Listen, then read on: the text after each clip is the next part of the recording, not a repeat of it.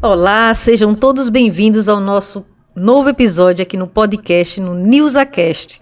Muita gratidão. Eu sempre falo essa palavra porque é a palavra que está no meu coração. Obrigada, já são mais de 500 inscritos no nosso canal. Que felicidade. Obrigada por todos que já se inscreveram, que acionaram o sininho e que são sempre notificados todas as quintas-feiras às 19h10 e assistem os nossos episódios que são transmitidos ao vivo. Isso, gente, não esqueça. Nós estamos lançando os episódios todas as quinta-feira, às 19h10. Estamos precisando que você também comente lá, diga o que é que você está achando do NewsaCast, se você quer fazer alguma pergunta aos nossos convidados, porque como vai ao vivo ao ar, então a gente precisa que você compartilhe conosco e também saber como é que tá o podcast, como é que vocês estão avaliando esse podcast. Isso é muito importante para o crescimento do nosso canal. Com certeza, com certeza. A gente também deixou lá na nossa descrição um e-mail que vocês podem dar sugestões, sugerir novos temas, novos conteúdos. Estamos aqui à disposição de todos vocês. Gratidão mesmo, obrigada por essa audiência que tem crescido bastante. E assim, o canal depende de vocês, estamos aqui justamente para passar esse conhecimento. Ô, Nilza, tem uma coisa também que eu quero falar em relação a isso. Quando você comenta lá no canal, você também pode dar uma sugestão do assunto que você quer que o NewsaCast traga para você acrescentar no seu conhecimento. Tá vendo como é importante o seu comentário? Então, eu tô só falando aqui porque quanto mais você comenta, mais a gente chega ao objetivo que o cliente está buscando no momento da compra, seja você um corretor que tenha dificuldade em alguma forma de venda, algum processo. Então, quando você comenta, nos ajuda a atingir o nosso objetivo, que é trazer o melhor conhecimento para vocês. Com certeza, com certeza. Por isso que hoje nós estamos com um convidado, eu sempre falo o mesmo clichê, né? Mais que especial, é claro, mais que especial. E hoje a gente já sabe que todo cliente, todo convidado é mais que especial. Mas esse também se enquadra no mais que especial. Com certeza, com certeza. E um assunto maravilhoso que é sobre direito imobiliário. Temas importantíssimos para o cliente, para o corretor, para todos em geral. É importante saber desses pormenores na hora da compra do imóvel. Olha, hoje nós estamos com quem, Lanúzia? Com Yuri Melo. Yuri Melo, seja muito bem-vindo. E neste momento passo para você a palavra e para falar quem é Yuri Melo. Muito bem, muito obrigado, né? A palavra gratidão pelo convite nesse momento. É bom conhecer a casa de vocês, né? Aqui onde vocês fazem tudo com muita dedicação, com muito carinho, que a gente percebe nas gravações. E acho que é o primeiro podcast que eu participo. Que esse. Bom! Então, vamos lá começar com o pé direito. Verdade. Meu nome é Yuri Melo, eu me formei na Universidade Federal de Sergipe, lá nos idos de 2013, depois de uma greve de mais ou menos 3 meses. Fomos batizados. Mas onde tem UFES, sempre teve greve, né? Teve sempre. Greve, eu também passei por algumas. Eu pensei que ia sair ileso, também né? me formei por lá. Mas no finalzinho, para receber o canudo, acabou tendo greve. Mas faz parte também da nossa formação. Faz parte da trajetória. E de lá para cá eu me envolvi com a advocacia pública, seja na questão do direito público, do direito político, gestão pública, tenho pós-graduação em gestão pública, né? Porque atuei algum tempo nessa área. Só que a vida, ela escolhe alguns temas, algumas predileções da gente. Não digo que não é nem a gente que escolhe, é a vida que leva. A gente vai resistindo e a vida coloca novamente você lá naquela situação. É aqui o caminho, a gente vai para outro, a vida vai e coloca novamente. Foi assim que eu conheci o direito imobiliário, não só na parte acadêmica, que eu já conhecia nos bancos da universidade, mas também na prática do dia a dia. Seja com pessoas próximas, que é sempre assim que começam todo iniciante, e depois com as recomendações e os êxitos que vamos atingindo, as recomendações, né, e o boca a boca acaba indicando, recomendando, e a gente começa a crescer no mercado. E com isso a gente começa a enfrentar novos desafios, casos mais complexos, adversários processuais também com maior poder de fogo e de retaliação no âmbito do processo. Eu digo em termos de recursos, eu digo recursos mesmo de recorrer na via judicial, e equipes técnicas, não só na parte jurídica, mas também na parte financeira e econômica. Então, é muito gratificante poder ser escolhido pelo mercado para representar os interesses de alguns clientes e conseguir representá-los, garantir os seus direitos e recuperar algumas vezes algum crédito ou lesão que eles tenham sofrido por algum momento. No caso da sua formação para cá, 10 anos já. Exatamente. 10 anos de experiência. 10 anos de experiência. OAB, tirou OAB, tudo. Tudo, Logo após a formação. Inclusive foi uma das preocupações que eu tinha tirado a OAB antes de receber Oi? a graduação. E aí veio os 3 meses de greve e aí acabou. A gente não sabe que seriam 3 Verdade. meses, né? Mas a gente tem alguns prazos de validade da OAB, digamos, provisória, até você receber a definitiva. Mas desde a época de estágio mesmo, assim, a quantidade de demanda e de experiência é muito grande.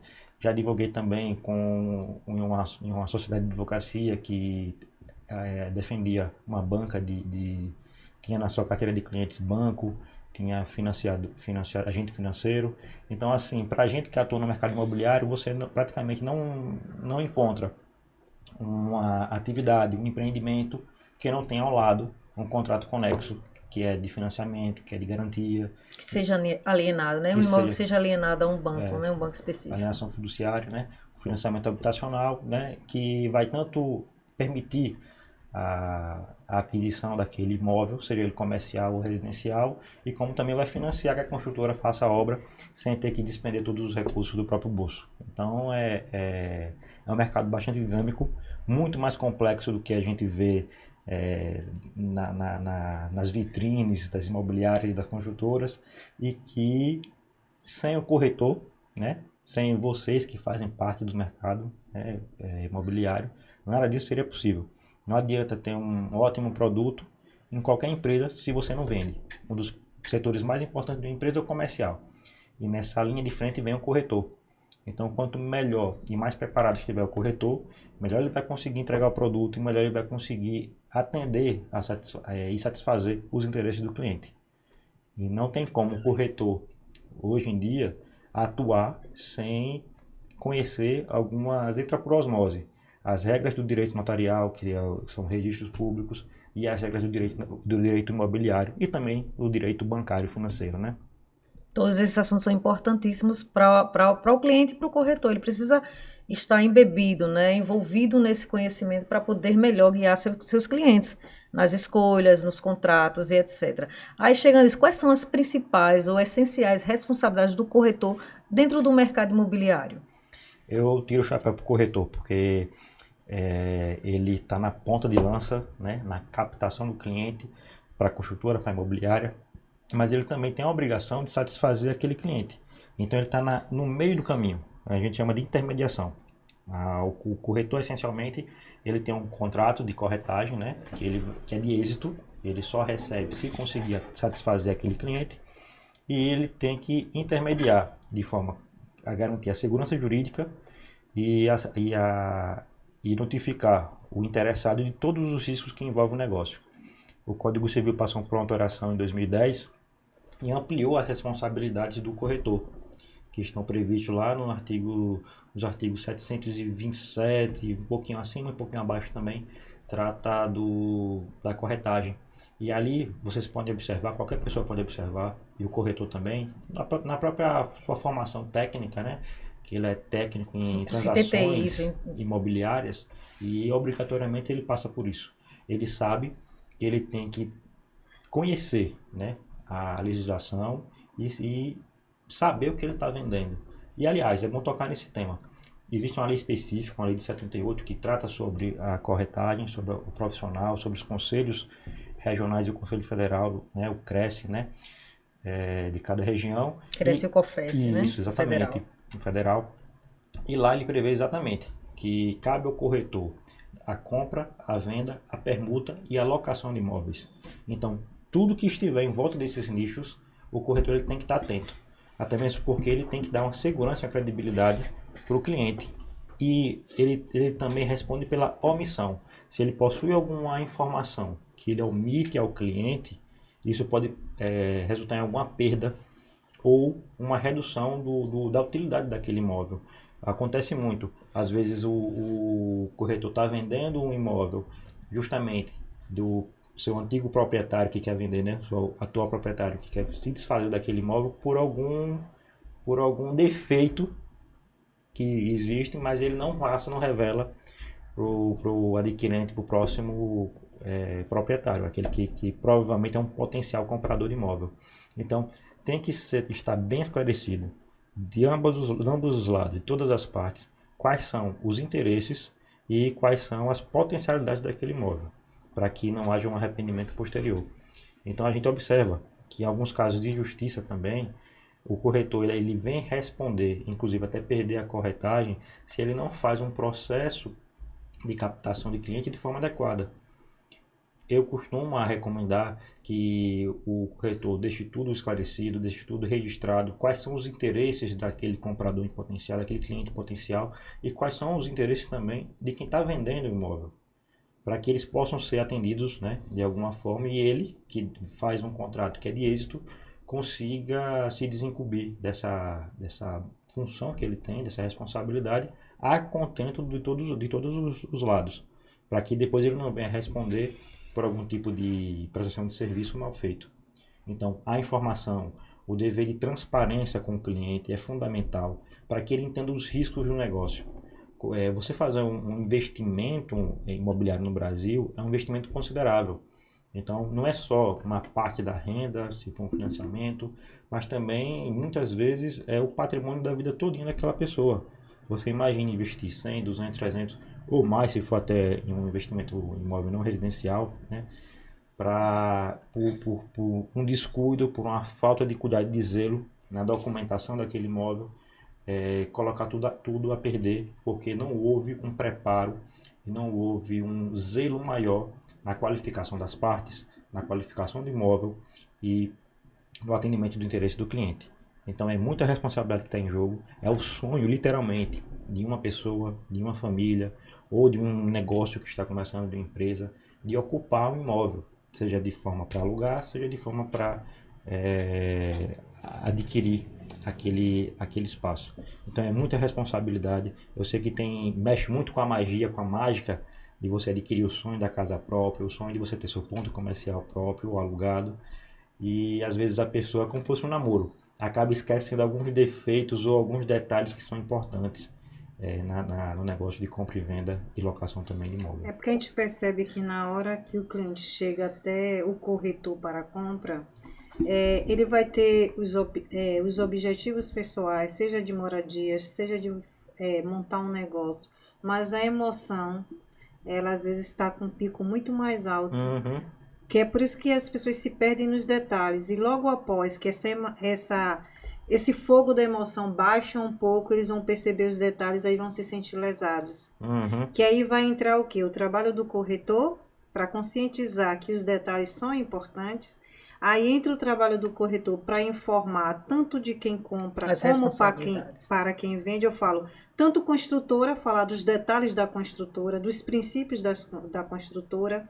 E se for os imóveis seminovos também, do proprietário que está repassando aquele imóvel, os pequenos detalhes, para que não haja esses problemas de decepção, que eu acho que o dano maior, muito mais do que financeiro, é o emocional. Perfeito. Porque tem pessoas que conseguem se recuperar de um dano emocional, tem pessoas que não se recuperam e a gente causa um dano para a vida toda, que às vezes a gente pega clientes que sofreu danos emocionais, de outros corretores que trouxeram uma decepção por não conhecer o mercado, por vender de qualquer forma, por não ter interesse nos detalhes que deveriam apresentar ao cliente, e quando chega já frustrado, doente muitas vezes, no sentido da compra de um imóvel, da aquisição de imóvel, até mesmo de um aluguel, chega doente espiritualmente, aquela doença que a gente não consegue enxergar. E às vezes nós, corretores, até nos sobrecarregam porque já vem desconfiando dos corretores que têm aquele conhecimento, que têm aquela credibilidade, porque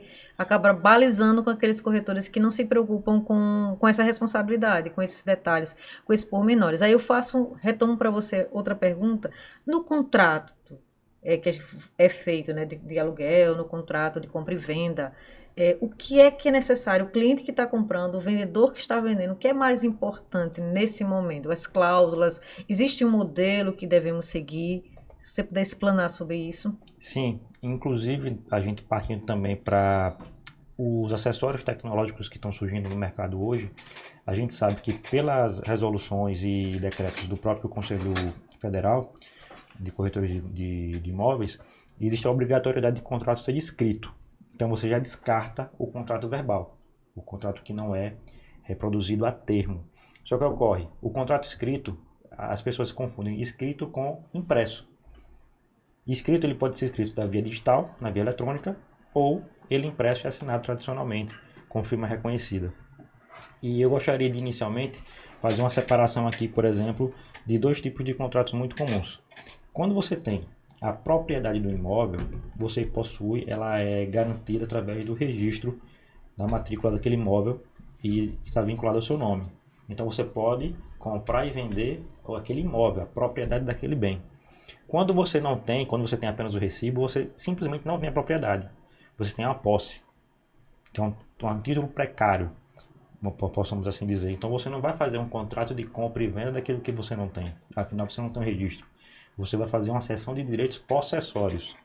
Então, modelos de contratos, você tem na internet milhares. Mas o que vai realmente diferenciar se aquele modelo cabe ou não para o seu caso, é o caso que você tem na sua mão. Às vezes você tem imóveis idênticos, mas as circunstâncias pessoais são diferentes. Um imóvel está quitado, o outro não.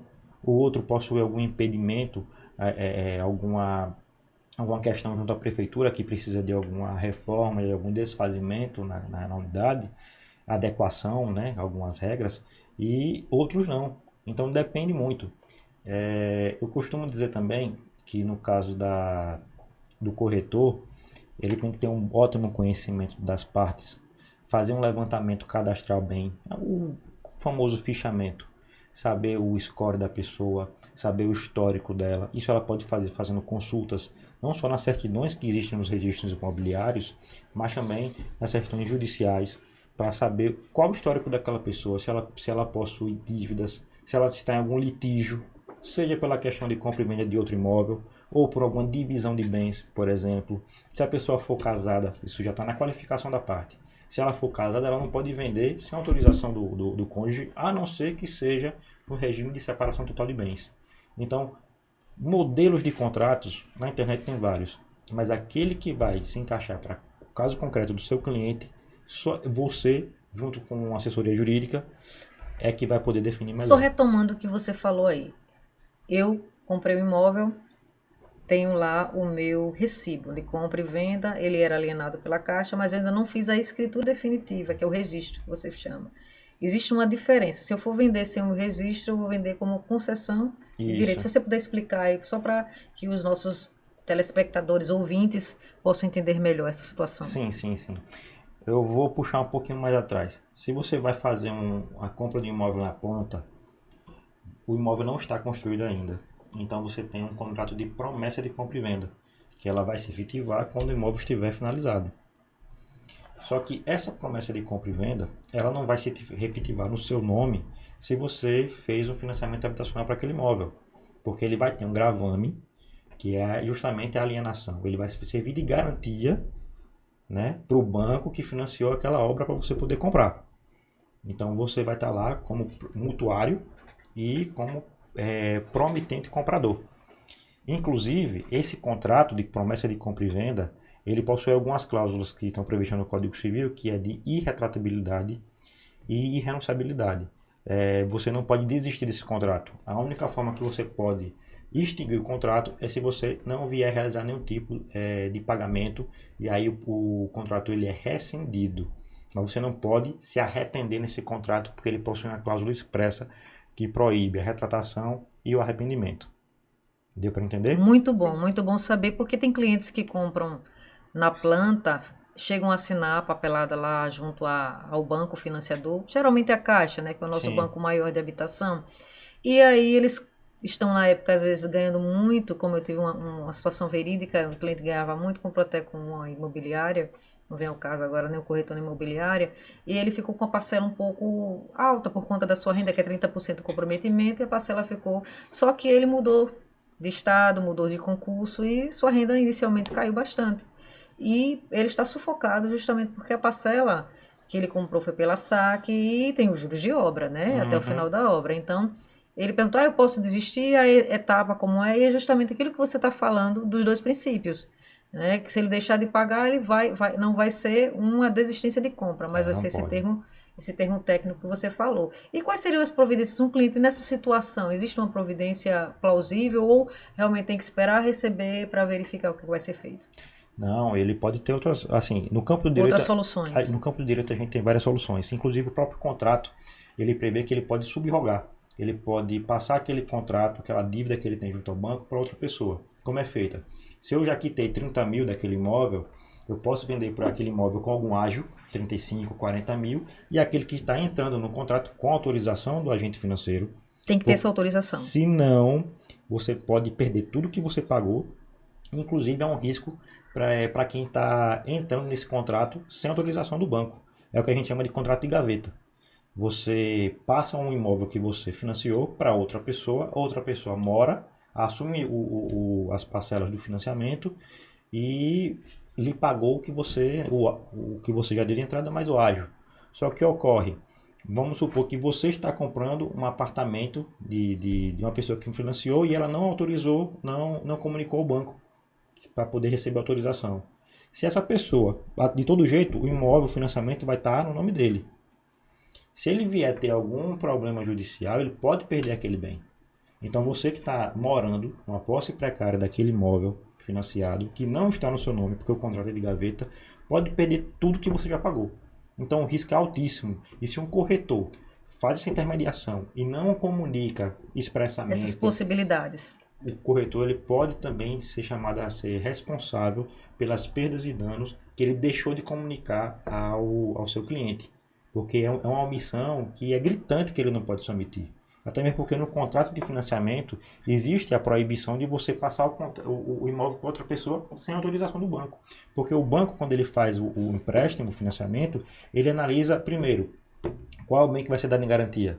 Se o imóvel vale 100 mil, eu posso emprestar 500 mil? Não posso. Se o mutuário, né, que está contraindo empréstimo, não possui renda para pagar um valor suficiente para quitar o apartamento em 10, 15, 30 anos, eu vou fazer conceder? Não vai conceder. Então, o empréstimo, o financiamento, ele é pessoal, personalíssimo, né, vinculado àquele imóvel e àquela condição de renda da pessoa ou da família. Então, para você passar para outra pessoa, o contrato prevê até um pagamento de um valor, de uma taxa para isso, de substituição. E quem está entrando no contrato tem que também ser aprovado pelo banco. O que acontece? No Brasil, muitas pessoas não têm uma regularização. A gente sabe que um financiamento pode ser negado por pendência cadastral na Receita Federal. Então, vários são os requisitos que a pessoa, por descuido, não está com a situação cadastral ativa ou possui alguma dívida e o banco não vai autorizar. E aí se submete ao risco altíssimo de um contrato de gaveta. Então, seja ele, isso aí no caso o apartamento já pronto para morar. Então, o corretor, seja ele no caso de imóvel na planta ou imóvel construído, ele tem que se cercar juridicamente de todos os cuidados para que a sua assessoria, a sua intermediação na compra e venda seja perfeita. E eu digo mais, quando o corretor vai fazer o levantamento de todas as certidões, e diga-se de passagem, são certidões pessoais e certidões em relação ao imóvel. Você tem que verificar se a pessoa... Comprador, vendedor e o imóvel. Exatamente. Inclusive, ou no caso a incorporadora construtora, no caso, também tem que estar... Exatamente. E, inclusive, uma coisa muito grave que as pessoas não percebem, que é uma certidão, mas não é algo público, mas tem que ter uma certidão, uma declaração condominial. Se o imóvel for objeto de um condomínio, seja ele apartamento ou casa mesmo. Porque aquele que está comprando o imóvel, ele também vai assumir aquelas dívidas que são decorrentes do imóvel, seja do condomínio ou sejam aquelas de IPTU, que aí você consegue com a certidão de negativa do imóvel junto à prefeitura verificar quais são essas pendências ou não. E em relação às pessoas, e aí o sistema que está sendo implementado, né, até junho desse ano, que é o SERP, Sistema Eletrônico de Registros Públicos, ele vai ser uma mão na luva, uma mão na roda, como disse. Por quê? Porque às vezes a pessoa possui alguma pendência em outro estado e a pessoa não conhece, porque os cartórios eles são limitados na sua região, na sua localidade. Então o imóvel é naquela região, a pessoa é daquele estado, daquele município, você consegue uma certidão negativa vinculada àquele cartório. Então você não consegue, em âmbito nacional, saber se aquela pessoa vem cometendo fraudes em outros estados. E aí Entendi a gravidade da situação. você pode adquirir um bem que pode vir a ser penhorado por alguma separação judicial, por alguma dívida trabalhista, por alguma dívida Tem a questão tributária. da tutela, né? Sim, sim. Tutela, curatela. Sim, são questão de filhos e aí, numa eventual separação, Mas aí o eles têm comprador, por exemplo, prioridades. o corretor, ele não tinha acesso e é complicado você conseguir certidões. Até então era complicado você conseguir certidões de outros estados. A pessoa que comprou, mesmo assim, ela sofre essas sanções, mesmo ela desconhece, ela também não tem, entre aspas, Ela tem culpa que da se situação. blindar, porque o investimento dela é alto, a finalidade que ela está adquirindo aquele imóvel é uma finalidade nobre, né? E que envolve não só ela, eu acredito que outras pessoas também, seja da família ou da empresa que ela estiver instituindo. E ela tem que se blindar. Uma das formas de se blindar é através do corretor e do advogado, emitindo essas certidões, consultando na justiça se as pessoas que estão comprando e vendendo, elas estão aptas a vender e se o imóvel é livre ou não de ônus. Nós tivemos uma súmula, que é a súmula 375 do STJ, Superior Tribunal de Justiça, que informa o seguinte: se o imóvel não possui nenhum gravame no cartório, nenhum registro de penhora naquele bem, presume-se a boa-fé de quem está comprando. Então, quem está comprando ele não pode ser penalizado se o imóvel não tem nenhum tipo de gravame. Só que tem também uma observação nessa súmula.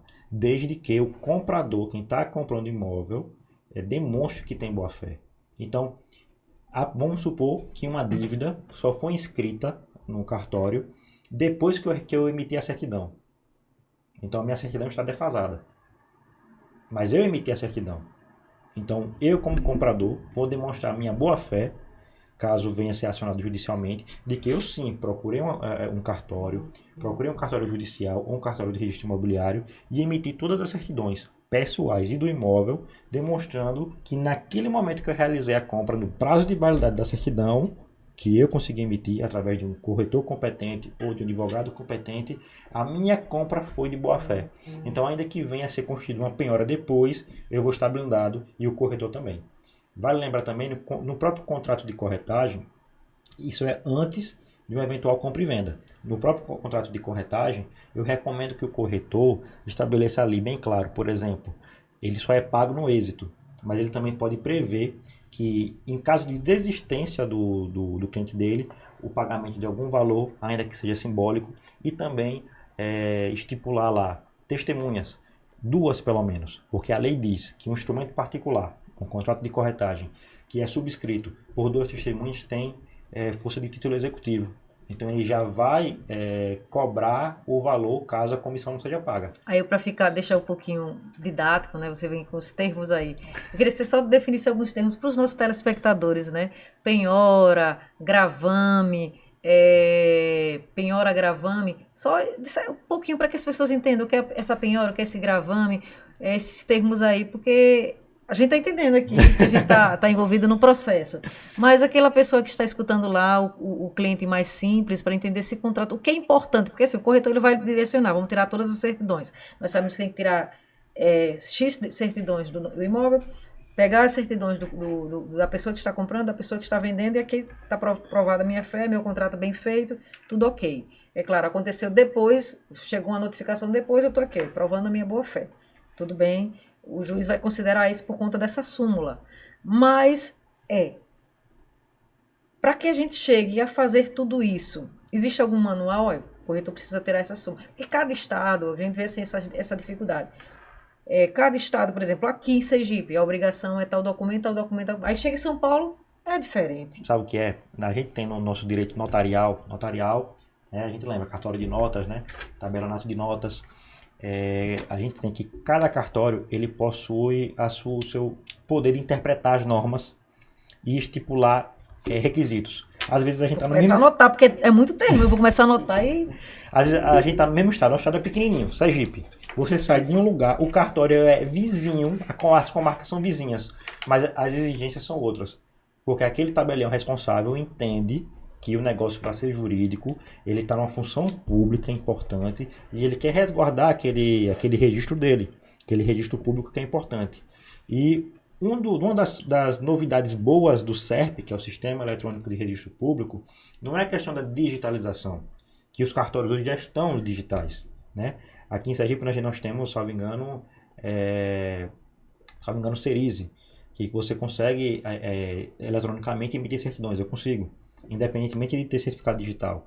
Mas o SERP, o que ele vai fazer? Unificar não só o acesso ao sistema, mas as normas, os prazos serão um padrão só. E quem vai definir é o Conselho Nacional de Justiça. Então, CNJ, né? exatamente. O Brasil, nós temos cada município com um entendimento. Tem municípios com mais de uma circunscrição imobiliária.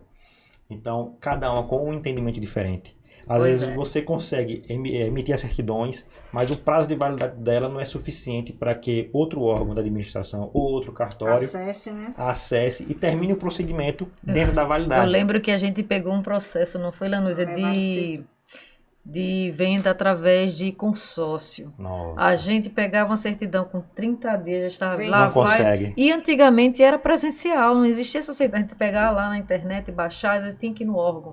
Era burocracia demais. Então, padronizando esse termo, tendo um sistema como esse, que vai facilitar bastante a vida do corretor. Demais. Não só nessa integração, porque a digitalização, você já falou, hoje já é uma realidade.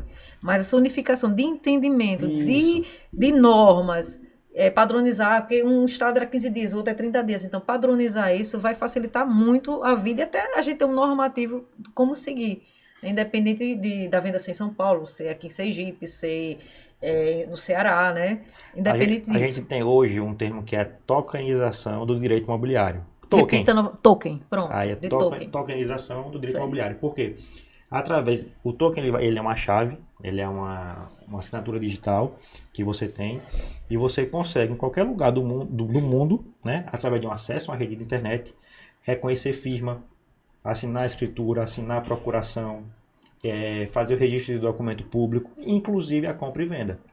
Eu fui contratado uma vez para ser procurador na compra e venda de um senhor que morava em Brasília. Mas eu informei para ele, você tem a opção, você pode ir no seu cartório, onde o senhor mora, e o senhor pode fazer sim a assinatura digital. Que com essa digitalização você consegue dar, primeiro, segurança no mercado e dar fluidez. Você consegue terminar em poucos dias aquilo que você dependia de dias ou até meses para poder finalizar. Então eu acredito que estão agregando valor ao mercado imobiliário brasileiro. E quanto mais a gente tiver integrado, menos fraudes vão ocorrer, mais segurança jurídica você vai ter que estar comprando algo bom, de algo lícito, de algo honesto, e você vai conseguir, inclusive, se capitalizar. Vai todo mundo sair feliz, em resumo. Porque você vai estar conseguindo respeitar a legislação e de forma unificada. Não vai ter dúvidas mais sobre isso.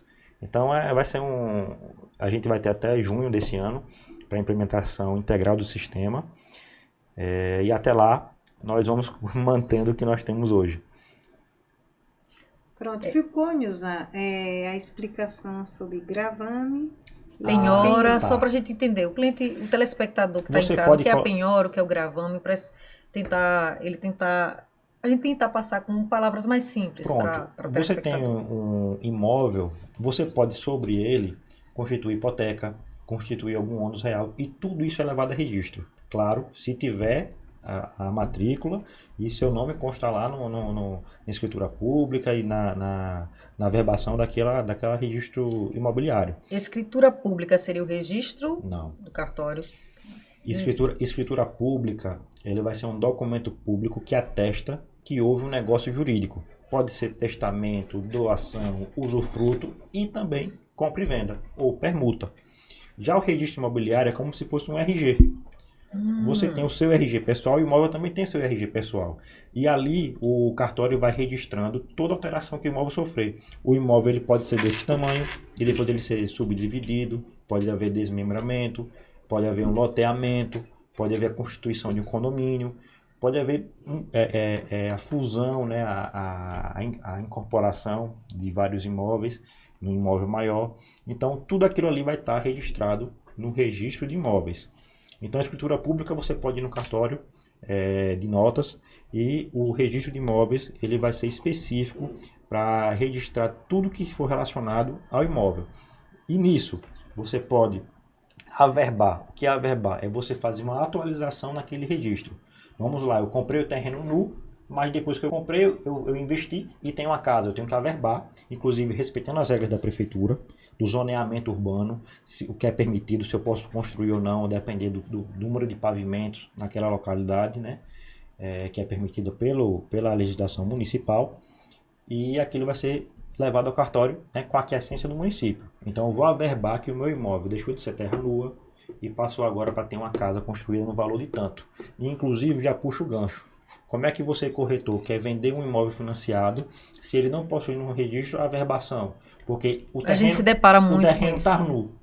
O terreno eu já construí, mas no cartório está como terreno nu. Então o valor dele, vamos supor, vai valer 50 mil, sendo que ele construído vai valer 300. Então como é que eu vou financiar para alguém adquirir, acessar aquele imóvel, sendo que ele não está registrado, averbado, para que o banco financiador tenha uma garantia? Recentemente a gente se deparou com uma situação como essa, né? A casa que a gente queria vender era apenas terreno, o proprietário não tinha averbado a construção da casa. Exatamente. E aí precisa se fazer, porque senão... As pessoas às vezes pensam, né? Ou não precisa, eu vou economizar, vou deixar para depois. Mas aí você tem a questão de ter uma oportunidade boa de venda e não vai conseguir aproveitar aquela oportunidade porque o imóvel não está regular. E eu costumo sempre dizer, transações e negociações imobiliárias estão sempre juntos. A segurança e o risco. Quanto maior o risco, maior o retorno. Geralmente é assim.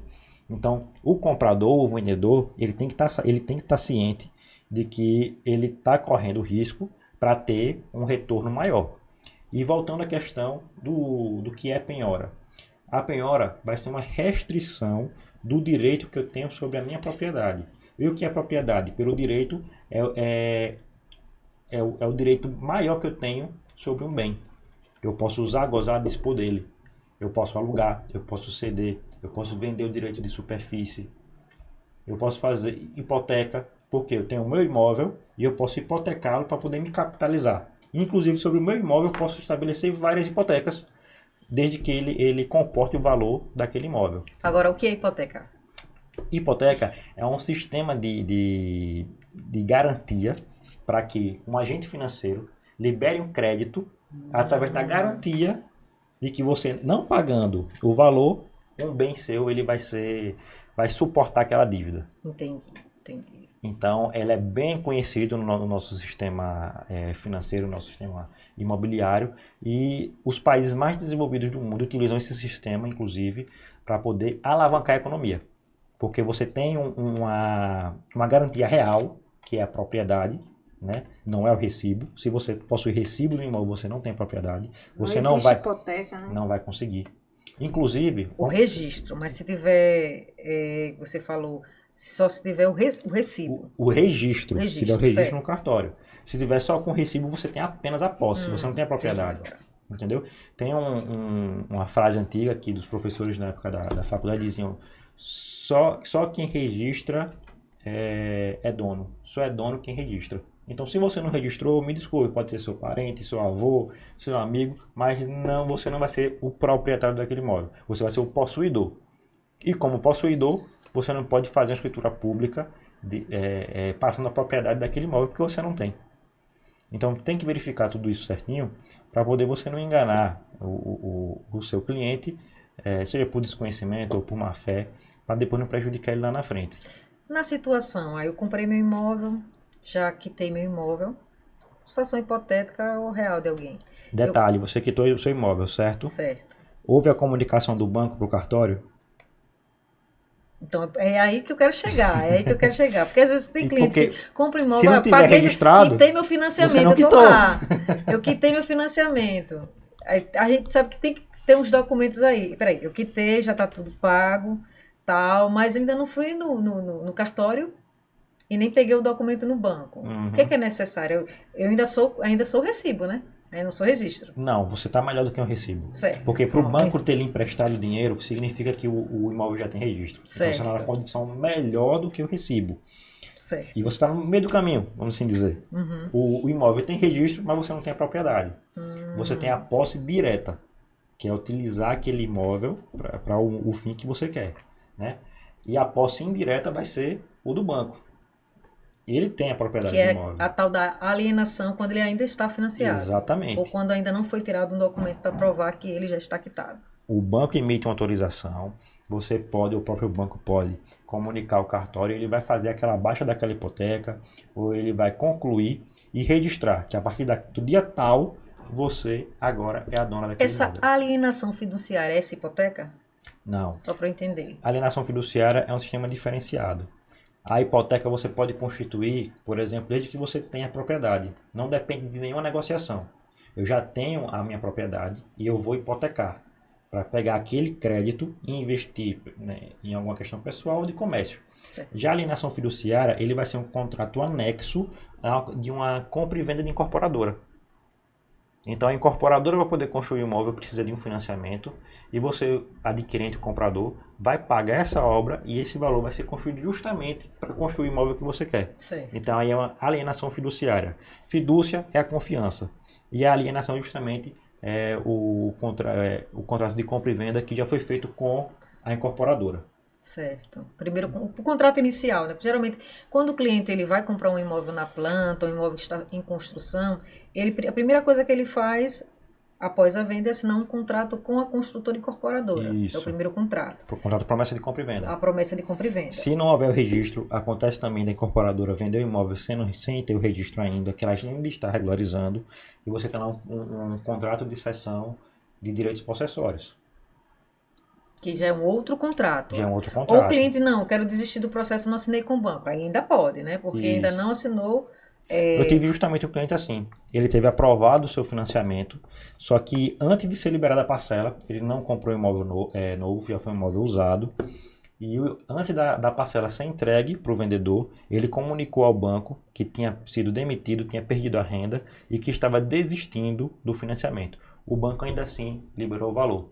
Ele Certo. conseguiu na justiça o desfazimento do negócio e uma indenização por dano moral por isso, porque ele ficou com o nome negativado. Entendi. Ele comunicou Comunicou em tempo hábil. em tempo E tem hábil. aqueles dias também, os 7 dias, é porque ele comunicou em tempo hábil, dentro do prazo que a gente tem, 7 dias, ou porque realmente Não. ele agiu de boa fé. Geralmente no direito do consumidor a gente tem um prazo de reflexão de 7 dias. Certo. Mas esse prazo de reflexão é tão somente para compras na internet. Não é para compra 7 presencial. Até mesmo porque se ele Bom saber. faz um contrato de promessa de compra e venda, lembre que a gente tem aquelas regras de irretratabilidade e irrevogabilidade. É irrevogável, você não pode revogar. Por quê? No contrato de compromisso de compra e venda, eu vou comprar um imóvel seu. Eu atesto lá que eu não quero me retratar e não quero renunciar àquele direito. E se eu pago a você, que eu estou comprando, e você não faz o registro, não passa para mim, não autoriza, né? Não assina o registro de transação, né? De que o imóvel foi vendido, eu posso entrar com um pedido na justiça de adjudicação compulsória, que desde que o imóvel tenha registro, eu posso, sem a sua assinatura, conseguir passar o imóvel para o meu nome. Então, se o contrato foi bem feito e você foi bem orientado, ainda que quem esteja vendendo esteja de má fé, você vai conseguir regularizar aquilo. Porque existe uma diferença de contrato de promessa de compra e venda e simplesmente contrato de compra e venda. E a grande diferença é que a promessa é porque ainda não foi concretizada. É essa Ainda não foi que é a promessa. concretizada. E o contrato de compra e venda, ele é mais curto, não é para ser construído ainda. E aí você pode se retratar. Entendi. Você pode se retratar. É por isso que ele teve essa possibilidade de dizer ao banco, olha, aconteceu esse imprevisto aqui, infelizmente eu não posso dar continuidade. Na verdade, nesse caso, ele não poderia fazer isso. Mas a gente tem o princípio aí da boa-fé. Então, ele demonstrou que ele não ia ter condição mais de assumir aquele financiamento.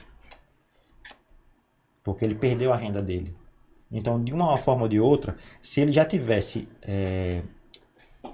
assumido a posse do imóvel, ainda que financiado, e viesse a perder a renda, aquele imóvel provavelmente iria para leilão. Entendi. Então, São os imóveis adjudicados da Caixa justamente nesses casos aí onde o cliente ele faz esse financiamento e ele não cumpre com as obrigações. A Caixa retoma, o imóvel, porque está alienado a exatamente. ela e ela pode realmente ter a posse do imóvel e fazer aquilo, uma nova comercialização, até para não ficar no prejuízo financeiro. Exatamente. E no caso, o comprador ele agiu de boa fé, porque o valor do financiamento não tinha sido repassado para o vendedor. E aí ele conseguiu provar na justiça que agiu de boa fé. Então, Entendi. quando a gente diz, tem a súmula 375 do STJ, o comprador e o vendedor tem que buscar lá todas as certidões, para caso alguém que venha dizer, não, essa compra e venda foi uma fraude. Acontece muito, tem lá uma construtora que está mal das pernas, e vai entregando os lotes, vai entregando os Hum, imóveis, você comprou, mas eu não passei para o seu nome. Se a construtora tem alguma dívida, esse credor da construtora vai justamente pegar o lote que não está no seu nome, está no nome da construtora ainda. compreendi. Mas aí o que é que você faz? Com a boa orientação de um corretor competente, de um advogado competente. Eu tenho aqui certidões de que não existia nenhum tipo de ônus, de hipoteca, de penhora registrada nesse imóvel, ainda que ele não esteja no seu nome. Então é Hum, por isso que a súmula coloca a boa fé. E aí o que é que eu recomendo? Você é corretora, você também é corretora. Você finalizou, a compra foi bem sucedida, não descarte aquelas certidões, porque aquelas certidões possuem validade. E você deixa no seu backup, no seu arquivo, né, de negociação, de que na data que foi vendido aquele imóvel não havia nenhum tipo de penhora, nenhum tipo de impedimento. E aí você vai conseguir livrar não só o seu cliente, e aí ele vai sentir credibilidade com você, e você também não vai perder a sua comissão. entendi. E no caso, hoje, na atualidade, quais seriam essas certidões necessárias? No caso, vamos dar esse caso hipotético, você falou do lote, né? O Uhum. lote, vamos falar, vamos dar nomes. Eu comprei o meu lote na Laredo. Certo. Ainda não passei para o meu nome, não finalizei os pagamentos, não passei para o meu nome, não foi dado o habite do imóvel. Então ainda está no nome da construtora. Não, não tirei a escritura Sim, pública, sim. né? E aí, no momento da compra, eu posso tirar as certidões para ir Isso. provar, Você tem que tirar comprei a hoje, certidão antes. antes de Exato. A concretizar a certidão compra. ela sempre vai ser antes e o negócio tem que ser feito dentro do prazo daquela certidão. Certo. E aí você vai tirar a certidão pessoal, Pessoal, né, seja pessoa física ou pessoa jurídica. Você vai tirar certidões de inteiro teor, certidão de situação atualizada do imóvel, situação jurídica atualizada do imóvel. Você vai tirar certidões de protesto de títulos em relação àquela empresa ou vendedor. Você vai tirar as certidões que são aquelas judiciais, que você não precisa pagar por elas. Estão na internet. E você tem a de execução, a de insolvência em alguns casos. Tem aquela da prefeitura, que também você não precisa pagar por ela, que é em relação à certidão do imóvel. E a certidão também de negativa de débitos tributários ou daquele a certidão vendedor. que a gente vai precisar pagar aí, Aquelas que estão no cartório. só as de cartório, né? Exato. Depois a gente vai disponibilizar aí no nosso podcast, nesse episódio, a gente disponibiliza alguns links aí para que vocês possam ter das principais as certidões, até para que o cliente, o corretor, ele. Isso aqui é de extrema importância, porque a gente vê aqui em Sergipe, somente na Barra dos Coqueiros, muitas empresas, né, comercializando os lotes, e a grande maioria delas não tira a escritura de imediato. A única que eu sei, não sei se estou equivocada, é a urbanizadora Alphaville, né, que ela Uhum. de imediato ela já tira a escritura do cliente, mas a grande maioria a escritura só é tirada quando sai o habite do empreendimento. O que é algo muito arriscado. Então, tanto para o corretor, tanto para o cliente do corretor, você consegue estabelecer um patamar melhor de segurança do negócio jurídico quando você está bem acompanhado. E o próprio mercado, ele vai separando o joio do trigo. Quem é aquele camarada que conseguiu uma aprovação mais rápida, que conseguiu a entrega sem nenhum problema, e também a entrega das chaves, a entrega da escritura sem nenhum problema. Porque o êxito que vai fazer com que o corretor ganhe a comissão é simplesmente a assinatura da promessa de compra e venda. Não é a entrega. Mas pode ter Verdade. certeza que a entrega daquele imóvel com defeito, sem a escritura ter sido registrada, né, sem a alienação fiduciária ter sido registrada a tempo, com certeza pode gerar um problema para o seu cliente e ele não vai mais comprar novamente com você.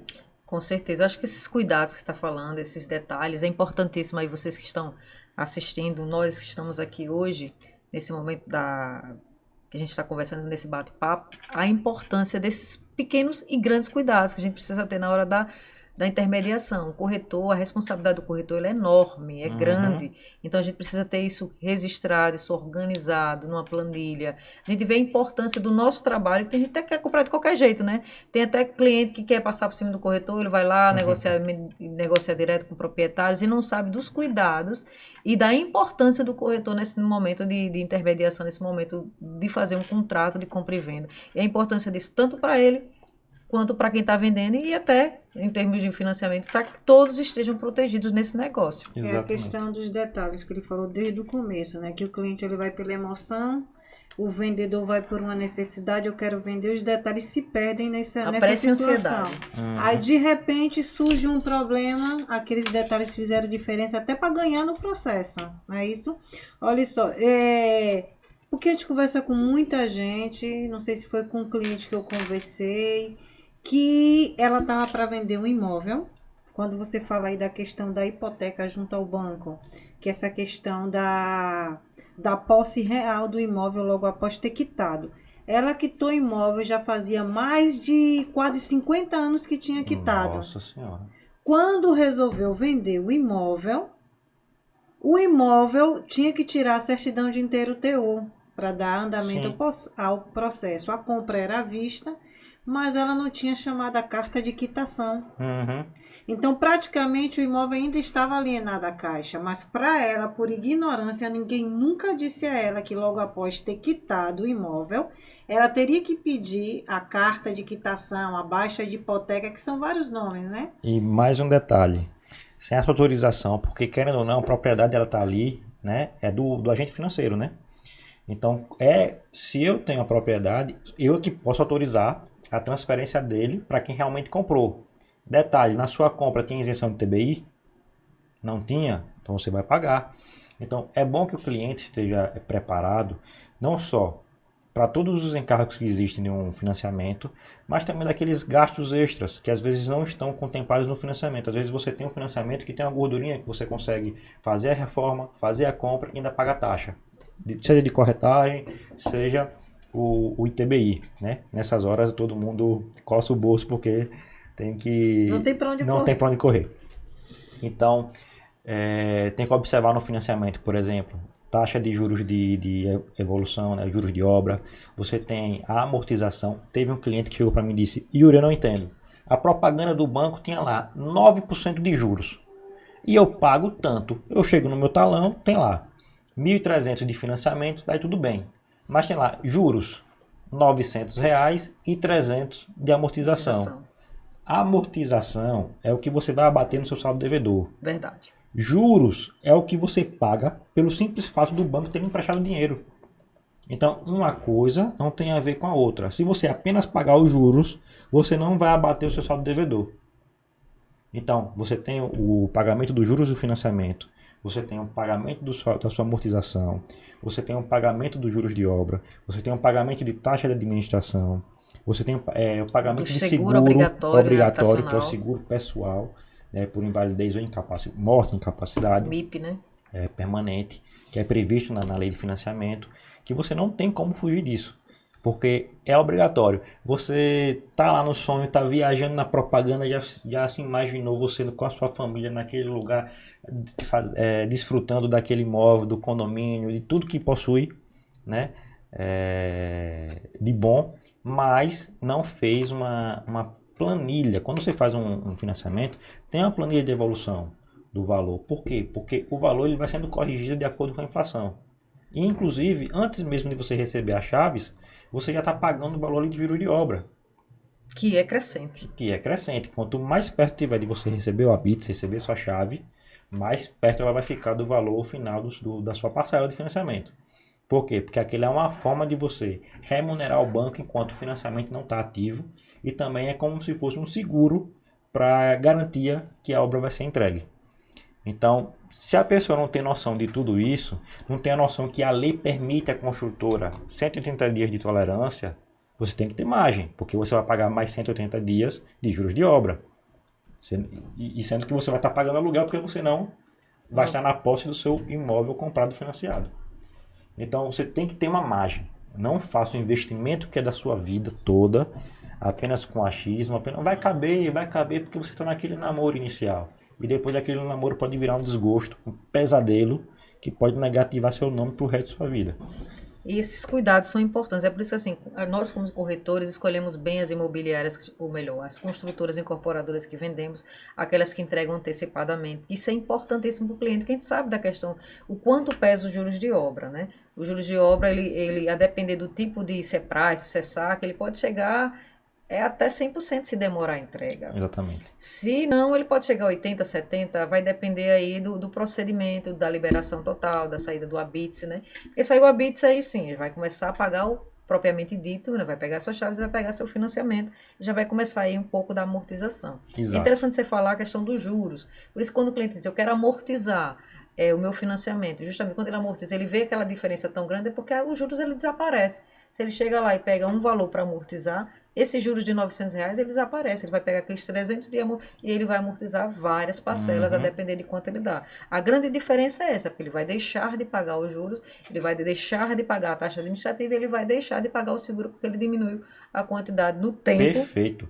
E isso é uma das formas que você tem, inclusive, de enricar. Justamente. Como? Você está antecipando o seu financiamento. Vamos lá. É melhor eu pagar lá as últimas parcelas de trás para frente, que elas vão ser mais 90% de amortização do que de juros, ou eu estar pagando as de hoje, que são o contrário, 80% é juros e 20% é amortização. Então, o que a gente está dizendo com isso?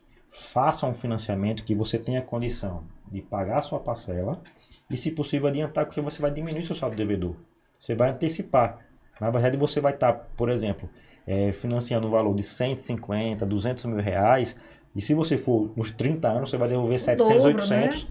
para o Ou banco. duas vezes mais, né, o banco. Então, você pode reduzir consideravelmente esse valor, se você tiver economista, se você tiver gordura, algo extra, para poder planejamento. Utilizar seu décimo, utilizar reservas, ou ganhar um prêmio, né? Aquele planejamento Até mesmo porque, vamos lá, um financiamento de 30 anos, quantas coisas podem acontecer em 30 anos? Você pode se separar, você pode ficar desempregado, você pode adoecer. Se você for profissional liberal, adoeceu, diminui sua renda. Com certeza.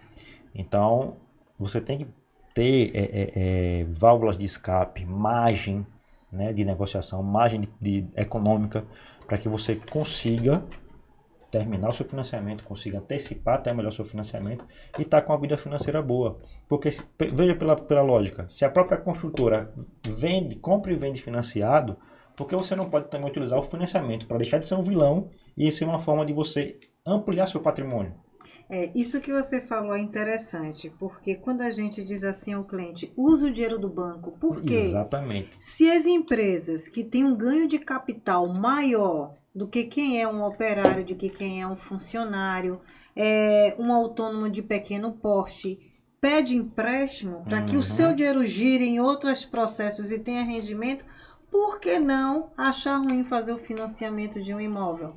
Mas você conseguir fazer com que o cliente entenda que usar o dinheiro do banco e você pagar com amortização em curto prazo é muito mais vantajoso do que você pegar e juntar o dinheiro. Porque, veja só, ninguém hoje junta 100 mil reais de uma hora para outra. Não. É mais fácil você juntar um valor de entrada e financiar e amortizar do que você aguardar. Você vai aguardar quanto tempo para você conseguir fazer aquele volume de dinheiro para conseguir comprar seu imóvel? Mas aí tá toda a vantagem. A gente começou logo no começo, a gente conversou no começo, informando até que a hipoteca é uma das formas de você, que os países desenvolvidos usam para alavancar a economia. O que é alavancar? É você conseguir investir um dinheiro que você não tem, porque você conseguiu aquele crédito que está garantido no imóvel. Então, se você pega todo o dinheiro que você possui e imobiliza naquele imóvel, você está totalmente descapitalizado. E o imprevisto? E a saúde, que você pode ter um problema? E a reserva de emergência? E a reserva de emergência, onde é que está? Não tem. Então, se você analisar, você pode morar e investir ao mesmo tempo.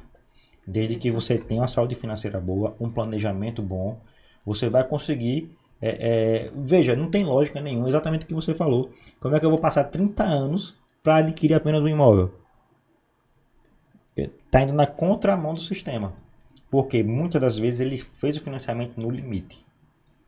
E aí comprometeu a renda, infelizmente, Comprometa só 30%, a gente compromete 50%. faz uma bola de neve e fica algo impagável às vezes. E é muito comum a gente observar em algumas praças os bancos fazerem também o leilão extrajudicial de imóvel. Está previsto no contrato. Quanto tempo eu posso Ficar sem pagar. ficar sem pagar? Com um mês, o banco faz a notificação para você se retirar ou fazer o que a gente chama de purgar a mora, de fazer o pagamento, né, e afastar Isso o é legal, leilão. porque antigamente dizia, não, tem que ter pelo menos 3 parcelas em atraso. Não, Não, um mês não existe não, essa... não existe essa limitação. Esse prazo mínimo hoje não existe mais. Se ele entender que deve atuar aquela pessoa e É o tempo praticamente dele administrativamente mover. A gente sabe que o banco é gigante, Verdade. e aí ele tem um tempo interno administrativo de dar baixa naquele imóvel, né, de fazer a retomada, que a gente chama. Ele comunica inclusive o cartório que está fazendo a retomada para que ele possa vender o imóvel livre, porque ele não vai estar com financiamento mais ativo. Porque aquele financiamento, na situação daquela pessoa, ficou inviável dela dar continuidade. E aí, seja porque quando a pessoa deixa de pagar o financiamento, provavelmente também ela não está pagando nem IPTU e nem o condomínio.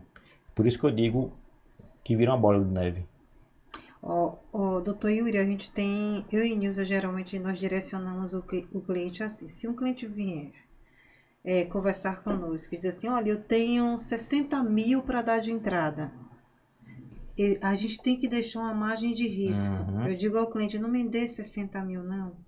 Me dê pelo menos 30, parcele o Dê só restante. 30 de entrada, né? E agora tem até a questão dos investimentos a curto prazo. Deixa ele lá rendendo pelo menos em 3 3 meses. Se houver alguma emergência, você tem ali um valor que não vai te deixar descapitalizado. É um juros de obra que sobe de uma hora para outra. É uma correção de INCC, como foi na pandemia, que 10%, foi inesperada. 14%, foi grande. Então, se eu pego aquele dia, descapitalizo aquele cliente todinho, e se tiver algum problema no meio do caminho, aí eu também vou me sentir corresponsável pelo cliente não conseguir receber a chave lá no final. Então, a gente sempre orienta. Você tem quanto de entrada? X. Então, vamos fazer o seguinte, agora, se o cliente gastar, aí já não é mais problema nosso. Sabe qual é o grande X da questão? Por que você não coloca isso no seu contrato de corretagem? É bom, né? Um manualzinho. Porque Algumas... o que acontece? Você tem que pegar na mão do cliente e tirar ele de um patamar de que, eu ouvi dizer que é assim. Não, não é assim.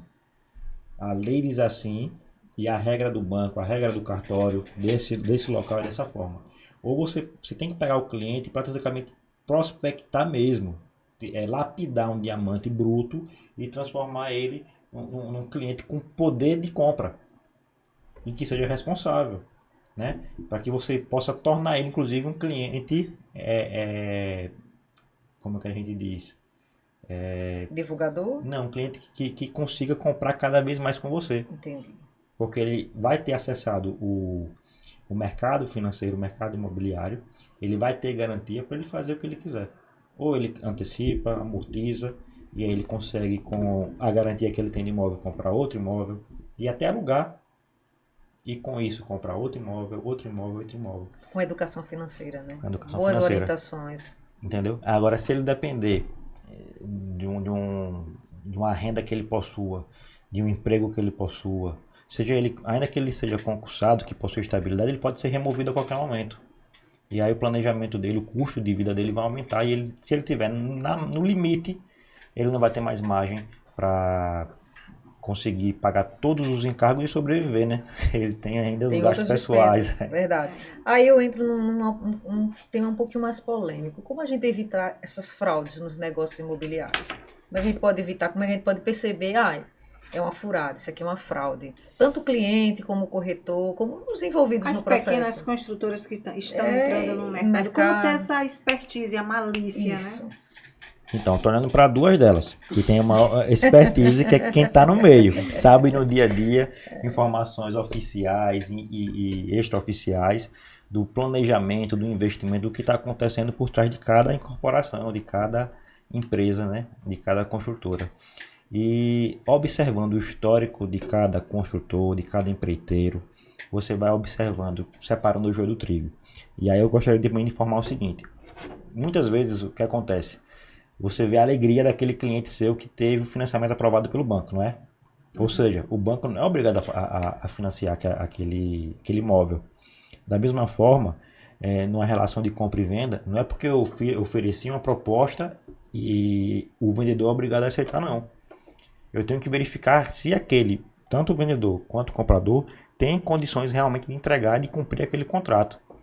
Então, se eu negar um vendedor ou um comprador por alguma questão pessoal de restrição econômica, restrição financeira, ele tá tendo muito processo contra ele, que pode levar ele à insolvência, é diferente de falência. O que é insolvência? Vamos supor que você tenha um cliente potencial, né, que tem lá, quer comprar ou quer vender um imóvel, mas ele tem de patrimônio R$ 1 milhão, mas ele está respondendo na justiça mais de 2, 3 milhões de reais. Ele está insolvente. Os processos que ele possui vão demonstrar que os credores dele vão atrás de todos os bens que ele possui. E provavelmente ele pode estar se desfazendo dos bens, como fraude de execução, ou para poder dar um golpe em alguém, deixar de pagar algum credor. E isso aí, quem for comprar dele tem que ter todos os cuidados. Então, por quê? Porque o negócio pode ser desfeito se ficar configurado que ali foi uma fraude à execução. Entendeu? Se ali o credor não teve o valor dele respeitado, né, na justiça, ainda que não tenha penhora. Porque quando houve a penhora, houve o registro no cartório. Então, eu consegui todas as certidões, está tudo limpo. Mas aquele cliente está passando por uma separação judicial complicadíssima. Com quem vão ficar os bens? Né? O bem foi dividido, qual é o regime de casamento daquele cliente, entendeu? Para que você não venha comprometer uma venda sua porque você não teve os cuidados. A certidão, ela tem um prazo de validade. Então, até ela dá uma garantia, dá uma certeza, mas é relativa, não é absoluta. Tudo pode acontecer. Pode mudar. Porque geralmente é de 30 dias, não é isso? Exatamente. A pessoa pode falecer, a empresa pode quebrar. Por isso que é o grande risco do contrato de gaveta, né? Porque tudo pode ocorrer, né? Tudo pode ocorrer e não está oficializado. Você está pagando sem nenhum tipo de garantia. Entendeu? E o banco, inclusive, se descobrir que você passou o seu imóvel para frente sem comunicar, sem autorização do banco, não é só comunicar, é comunicar e ter autorização. O banco ele pode retomar o imóvel e você perder tudo que você já pagou para o banco. Tanto quem comprou como quem vendeu. Perfeitamente, né? É um prejuízo grande. Acontece, por exemplo, quem vender, por exemplo, nessa questão dos subsídios, quem está ganhando os subsídios do governo, aí eu vou lá, faço aquele contrato de gaveta. O governo foi lá, colocou aquele subsídio e tem casos de devolução em caso de vendas, né? Tem uma lei que rege em relação a isso, as regrazinhas. Aí nesse caso aí do contrato de gaveta, o cliente recebeu 30 mil de um cliente para comprar no contrato de gaveta. Mas aí ele teve os bens do subsídio do governo, aí quer se prevalecer da valorização do imóvel, do subsídio do governo, que eu sei que tem gente que coloca muitas pessoas como laranja, tem pessoas que colocam várias pessoas para ganhar esse subsídio do governo, que aí já é vantajoso, e no contrato de gaveta quer compensar o valor do subsídio de quem está comprando. Nesse caso aí... No caso, o governo pagou um subsídio para uma pessoa, o laranja, isso, com a baixa renda, que para ele vai ser o ágio dele. Isso. Que foi o desconto que ele ganhou. Por quê? Porque se o cara tem condição, ele não vai receber um subsídio de 40 mil, de 23 mil. Igual a quem tem uma renda menor. Verdade. Porque o programa habitacional da política pública do governo é para promover o acesso a quem não tem, principalmente quem vem de uma classe que está ascendendo, né? Classe mais baixa. Aí eu falo nesse sentido. Aí a pessoa quer vender a chave, mas aí ele diz assim, ó, minha chave, ele, por exemplo, deu 6 mil de entrada. Porque o subsídio cobriu. Aí ele vai se compensar do subsídio, que compensou o valor do imóvel, e ainda vai pedir uma chave geralmente de 30 a 25 mil. Esse valor, quem repassou, no caso, o comprador que fez o contrato de gaveta, ele consegue a devolução desse valor em caso de questões judiciais, se o banco confiscar, ou é tudo perdido para todo mundo?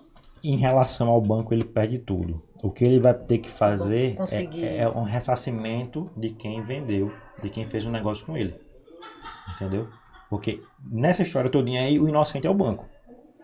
O banco pode retomar a qualquer momento esse imóvel. Exatamente. Descobrindo o que é fraude, que alguém construiu ali, utilizou um laranja e está, entre aspas, aplicando golpe em pessoas, vendendo chaves, porque essas pessoas nesse momento estão com o nome negativado, não podem fazer um financiamento e querem receber um grande valor. Se for descoberto que isso aí realmente foi utilizado má fé, o banco pode chegar lá e retomar esses imóveis. Eu falo que, na Exatamente. verdade, quando vai se vender uma chave, o cliente só deu 6 mil de entrada. E aí quer 20 mil no valor da chave e 25 mil. Exato. É uma exploração justamente porque a gente sabe a nossa realidade brasileira é muito precária, seja do ponto de vista cadastral, seja do ponto de vista econômico e de informação. Porque ainda que você esteja numa situação de irregularidade de cadastro, você tem como regularizar. Você tem como evoluir o seu patamar, a sua qualificação perante o mercado financeiro e o mercado imobiliário também. Você pode até, inclusive, aumentar o seu score simplesmente pagando em dia suas contas, suas faturas. Você já tem um diferencial muito grande. Então, são detalhes, são informações que a pessoa tem que deixar de ir comumente pelo que ela escuta e tem que se profissionalizar. Senão, ela está indo para uma roleta russa, né, tudo ou nada, e aí também ela não pode se queixar do que aconteceu depois. E não ter pressa, tem corretor que tem pressa, porque eu quero ganhar logo minha comissão. Não, a gente sabe da nossa responsabilidade, do nosso papel. Então a gente precisa organizar bem o contrato, observar, tirar essas certidões. Então, assim, é tudo um cuidado que o presidente falou, qual é a responsabilidade do corretor? O corretor não é um mero... estou só ali representando, bota assina aqui. Não, o corretor ele precisa passar as informações para o cliente, ele precisa coletar bem as informações do vendedor, ele precisa tirar essas certidões, ele precisa realmente fazer um negócio bem feito, porque se não fizer, mesmo que não ocorra agora a responsabilidade dele nesse momento, mas pode ocorrer lá futuramente, daqui a 1 ano, 2 anos, 3 anos, ou quando for notado aquela situação fraudulenta, ou aquela situação que foi utilizada má fé de alguma das partes, o corretor ele pode ser também responsabilizado por isso. Exato. Tem o que a gente vê nesse caso de quem está falando aí de recibos, né, o repasse ilegal dos imóveis, Ilegal, que no a caso, né? Caixa Ilegal. é ilegal, que a Caixa não sabe.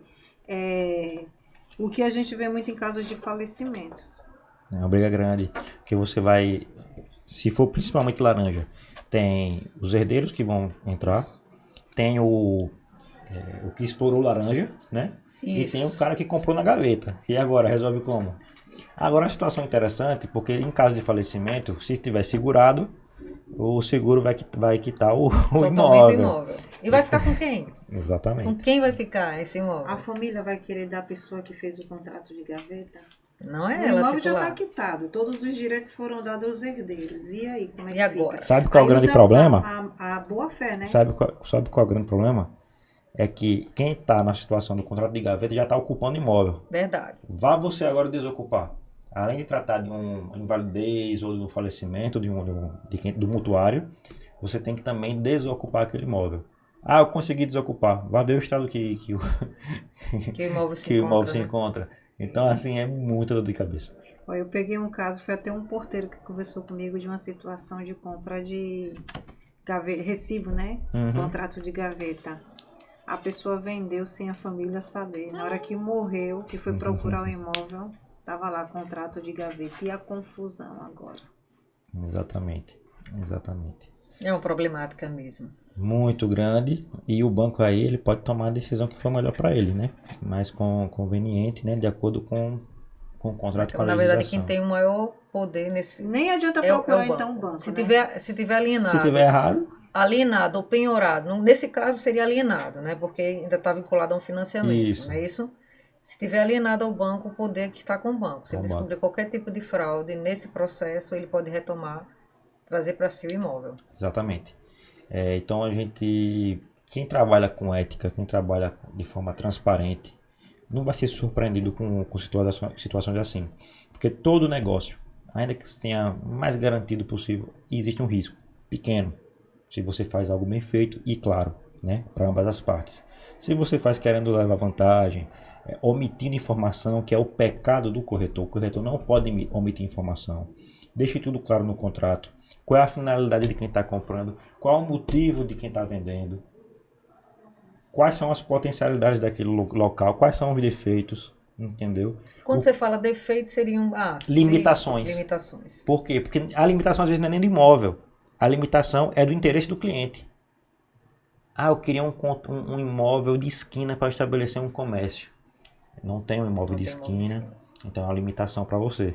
Mas ele tem outros benefícios. Por quê? Depois você não vai ser surpreendida de que você não cumpriu. Então, quanto mais claro e mais preciso no contrato, melhor para o corretor. Na verdade, pro colocar cliente, pra todo mundo. todos os detalhes no contrato, que é o que... Uma coisa que eu lembrei agora aqui. Vistoria sem a presença do cliente. Eu vou fazer a vistoria, certo. E cadê o cliente? Ele assinou depois, certo. Mas ele verifica, ele estava no momento da vistoria? Não, aquela vistoria não vale. É válido. Entendeu a situação? Então são vários detalhes que você vai adquirindo, claro, com experiência, com o tempo, e vai evitando fazer prova contra você mesmo. Tanto corretor, e prejudicando o seu cliente, prejudicando o seu nome no mercado. Então a importância da vistoria, o antes e o depois. Perfeito, entendeu? É a mesma coisa da questão das certidões. Porque, vamos lá, na foto o imóvel estava assim, mas quando eu fui pegar a chave não estava. Foi o que houve? Foi efeito de edição, de celular, foi o que houve? Foi a maquiagem? Já teve casos de pessoas venderam imóvel com móveis planejados. São móveis planejados? Sim. Vai entregar? Sim. Na hora que entregou o imóvel, esses móveis planejados não estavam mais lá. E agora? Questões judiciais. Deixa eu contar o que chegou até mim, um caso problemático.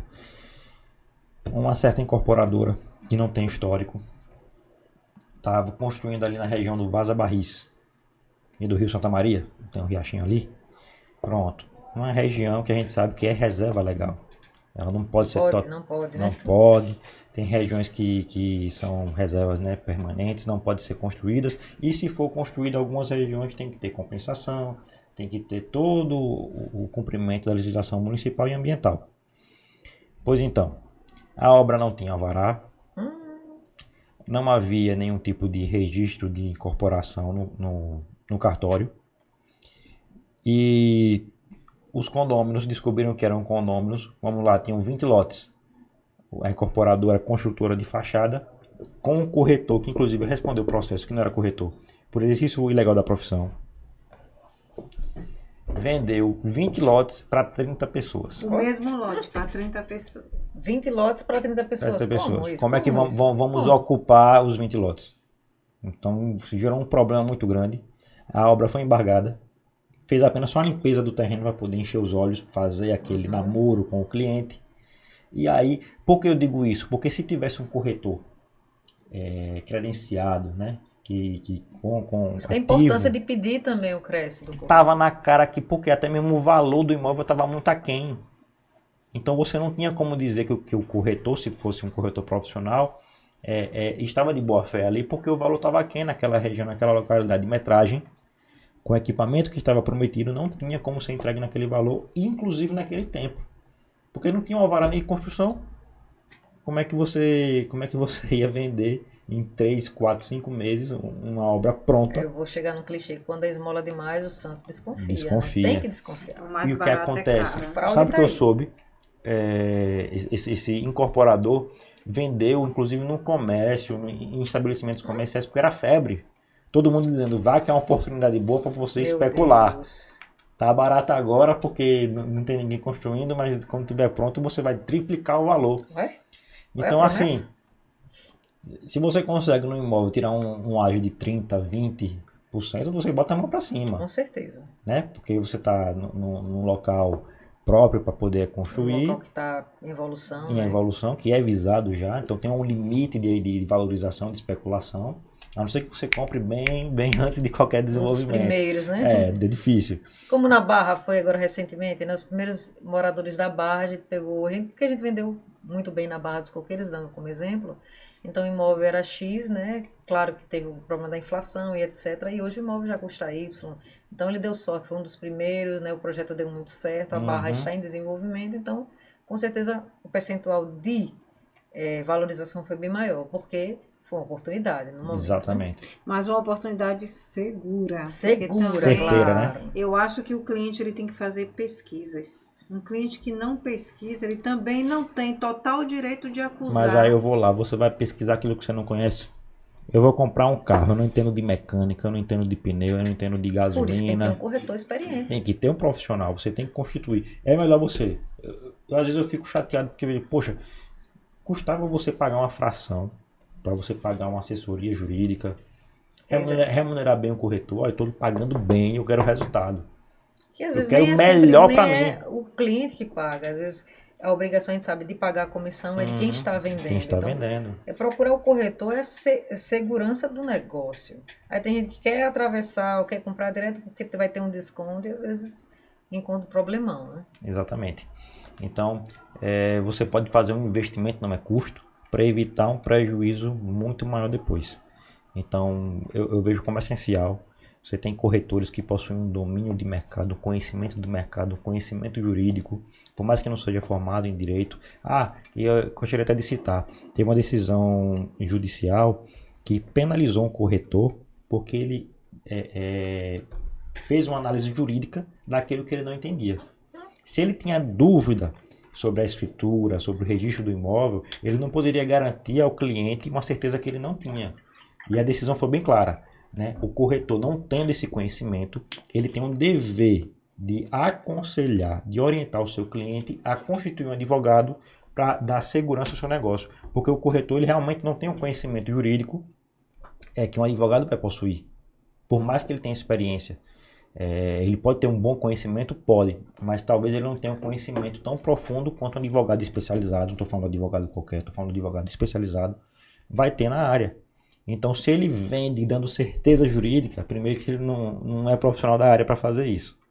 O que o corretor pode fazer, de acordo com o documento público, que são as certidões, que são a investigação daquele vendedor, daquele comprador, verificar, de acordo com o que a gente chama do padrão do homem médio.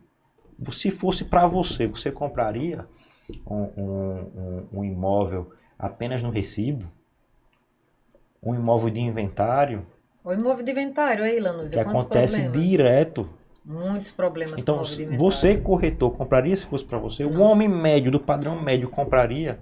Se ele não faria isso, não precisa de um conhecimento jurídico para poder você negar uma compra dessa, recusar uma negociação dessa.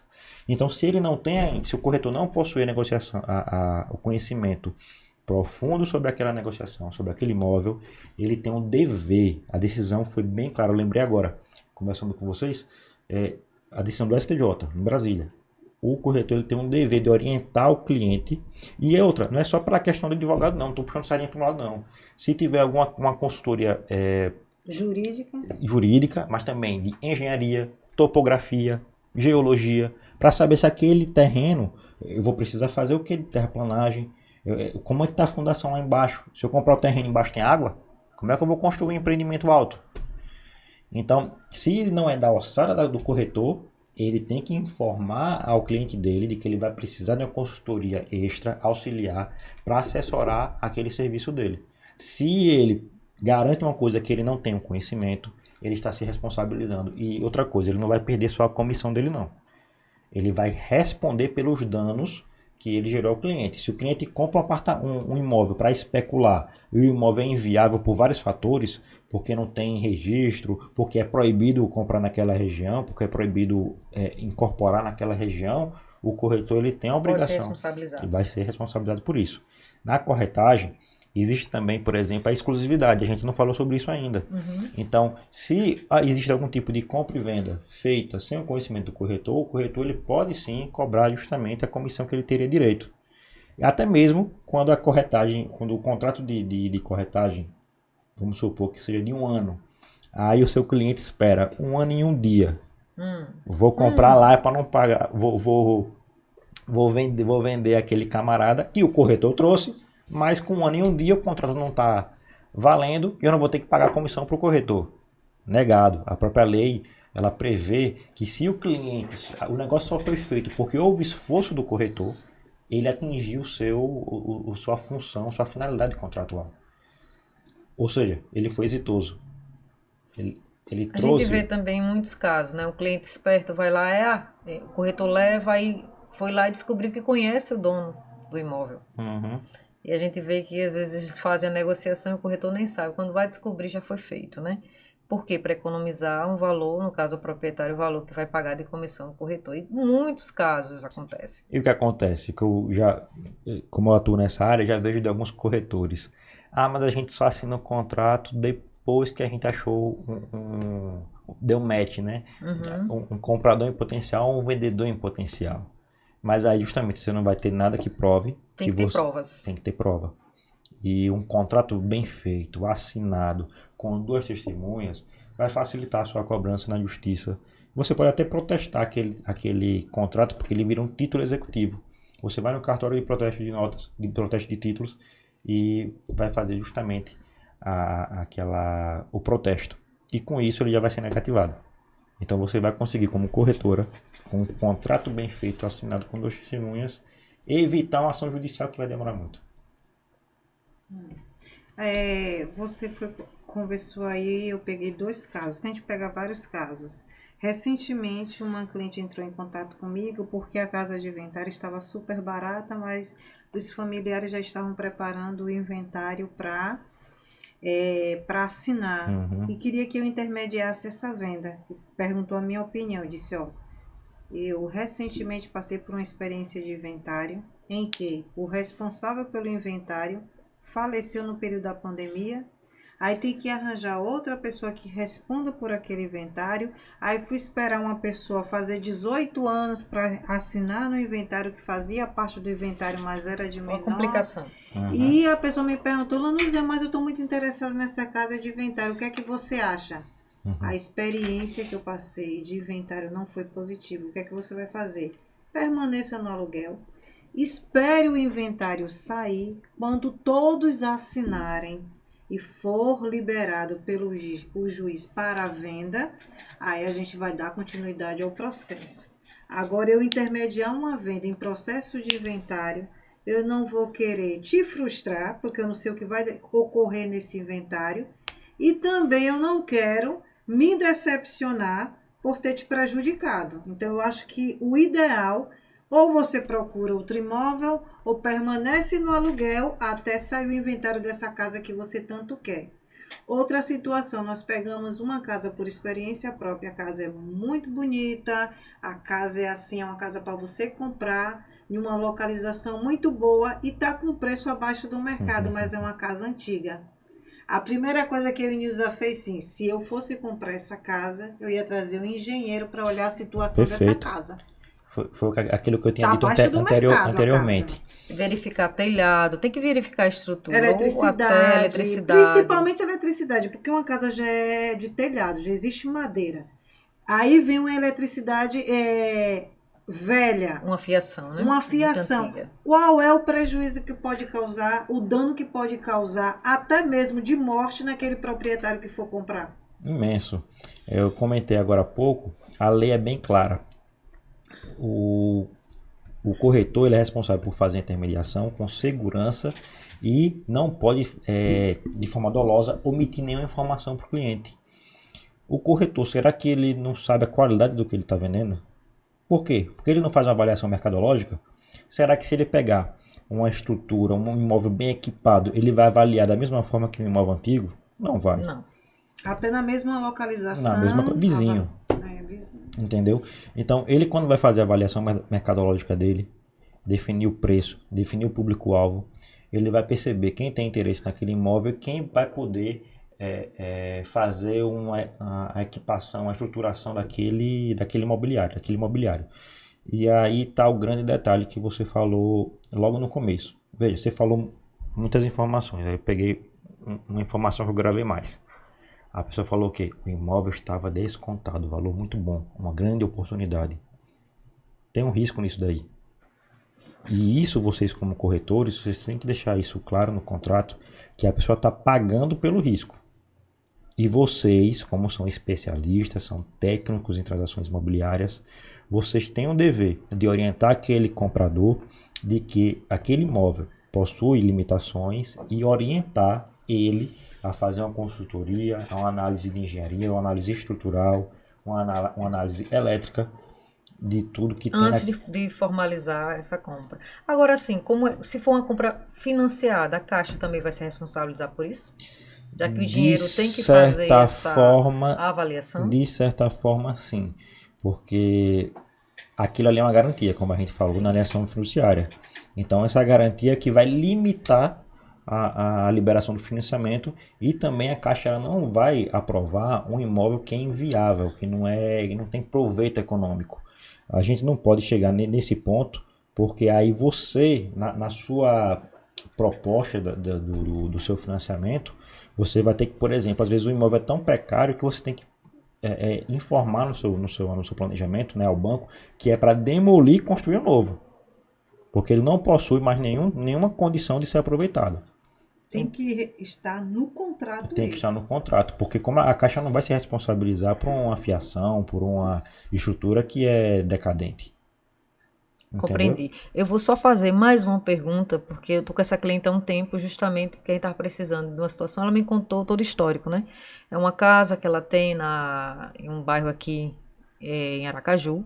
Então, o construtor dessa casa sumiu, desapareceu. Ela pagou pela casa, mas não tem a documentação. Desapareceu. Eu sei que está com problema de documentação. E ela me pediu essa assessoria. Nilza, como é que eu resolvo isso? Eu tô com a casa aqui, eu quero vender, né? Porque eu quero resolver minha situação, quero ir para uma casa menor. Só que ela comprou a casa diretamente a um construtor e o construtor, ele, não sei se faliu, se desapareceu e ela não tá com esses documentos, mas ela tá morando na residência. Dela tem algumas provas, né, que pagou alguns documentos, mas não tem a escritura. Eu acho que tem só o recibo que você fala, né? Uhum. Esse recibo de compra e venda. Hoje, ela querendo vender financiada, ela precisará regularizar tudo isso. É possível Exatamente. essa regularização? Claro. Agora ela tem que verificar se uma coisa é o imóvel não ter escritura e outra coisa é o imóvel ter escritura e estar no nome de outra pessoa. Que Então, pode estar no nome do construtor. do construtor, pode estar no nome de um terceiro. E a depender da localidade, ela tem que certificar junto aos vizinhos qual é o histórico desse imóvel. Então, tudo isso ela teria que ter feito antes. Como não houve uma assessoria, às vezes as pessoas se arriscam para isso, não só jurídica, mas também de corretor. Ela deu um tiro no escuro e ela ficou literalmente às cegas. Então, como é que você compra um imóvel e não tem nenhum documento do imóvel? Então, é algo assim muito grave.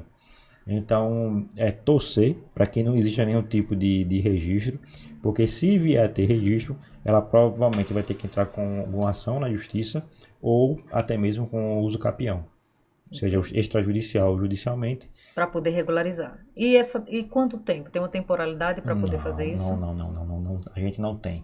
A gente observa que alguns casos são adequados para uso capião no cartório, que é extrajudicial, né? Que é administrativa, que a gente comumente diz. E o que ocorre? Ela tem que estabelecer uma série de regramentos, de requisitos que o provimento, salvo engano, 65 do CNJ estabelece. Passar pelo crivo daquele tabelião, né, de que tudo aquilo foi atingido. E aí ele tem que ter um mínimo de lastro, de rastro histórico daquele imóvel. Pagou IPTU, quanto tempo tem o talão de energia no seu nome, quais são os vizinhos. Você tem que quando você Reunir provas, né? isso, quando você está no uso capião em cartório, você tem que ter praticamente ou o aval dos vizinhos ou, com a inovação que tivemos agora no provimento, se os vizinhos forem intimados, né, notificados para se manifestarem e não se opuserem àquela planta, você consegue também aprovar sua uso capião no cartório. Então você vai precisar, inevitavelmente, de um engenheiro, de um arquiteto, Tem que fazer a planta. tem que fazer a planta, e de um advogado, né? Porque você vai precisar da assinatura de um advogado e construir todo um requerimento, né? Uma ata notarial e depois a abertura do registro, se não houver o registro, né? Ou então a modificação naquele registro que já existe, que o proprietário agora é outra pessoa. Yuri, doutor Yuri Melo, é muito assunto, né, Lanúzia? Muito Isso. assunto para a gente retomar, é muita coisa importante. Só um detalhe, as previsões é de que mais de 50% dos imóveis brasileiros são irregulares. Ó o índice. Então é um campo muito fértil Vasto, para a né? advocacia. Para o corretor tem que tatear, verificar. Tem construtora grande que às vezes constrói e não tem o registro do imóvel. Ela vai fazendo no- como é que eu posso dizer? No decorrer do No processo, decorrer né? do processo. Então ela procura, porque ela sabe o investimento, ela sabe que ela precisa de um financiamento, né? Agora as pessoas geralmente deixam levar, porque quando é um terreno nu, em um local que não tem iluminação, num local que não tem Bem mais energia, que não tem barato. água. Bem mais barato, né? E o que todo mundo diz que está comprando, que está namorando com o local. No futuro, isso daqui vai valer Ou muito. futuro investimento. Sabe o que eu Vai percebo, valorizar doutor a Yuri? oportunidade. Que existe pessoas ainda muito ingênuas e que por uma emoção, Uma por uma necessidade. necessidade de ter a casa própria, se deixa levar. Por mais que exista hoje redes sociais, por mais que exista hoje um podcast como o nosso, falando para o cliente procurar um especialista, ter a ajuda de um especialista, mas ainda existe pessoas Canto do genuínas Vigário. que vai no canto do vigário por uma necessidade. O sonho da casa própria é tão grande que cega todas as possibilidades negativas que possam existir na compra do processo da E se casa. você pega alguém esperto, um vendedor bom de lábia, aí pronto. O poder de persuadir, né? Ele percebe a necessidade do cliente, o sofrimento, a dor, vai na ferida e aí não tem, eu falo assim, não tem nenhuma Não se coloca caridade. no lugar do outro, Não né? tem Ele se caridade. aproveita daquela deficiência, Pois é. seja de informação